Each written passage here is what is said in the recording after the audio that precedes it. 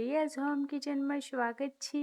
આજે તૈયાર કરીશું એકદમ ઇઝી અને બધાને પસંદ હોય તેવા વણેલા ગાંઠિયાની રેસીપી પસંદ હોય તો પ્લીઝ મારી ચેનલને લાઈક કરી આપો। તો ચાલુ કરીશું હવે ગાંઠિયા બનાવવા માટે। તેના માટે બેસન લીધું છે, સ્વાદ અનુસાર નમક ઉમેરી દઈશું અને બેકિંગ સોડા 1 સ્પૂન જેટલા ઉમેરી દીધા બાદ થોડુંક પાણી મિક્સ કરી લઈશું। મિક્સ થઈ ગયા બાદ હવે તેમાં મોણ માટે તેલ લીધું છે અને મરી પાવડર 1 સ્પૂનથી વધારે લીધું છે। ત્યારબાદ હવે લોટ બાંધીને સરસ રીતે તૈયાર કરી લઈશું। લોટ છે તે એકદમ સોફ્ટ રહે એ રીતે બાંધીને તૈયાર કરી લીધા બાદ હવે તેમાંથી વણેલા ગાંઠિયા છે તે તૈયાર કરી લઈશું। ફ્રેન્ડ્સ, અહીં ગાંઠિયાના લોટ બાંધવાની જ ખાસ ખૂબી હોય છે। એકદમ પરફેક્ટ માપની સાથે ગાંઠિયાનો લોટ બાંધીને તૈયાર થશે તો વણેલા ગાંઠિયા છે તે પણ સરસ એકદમ સોફ્ટ બનીને તૈયાર થશે।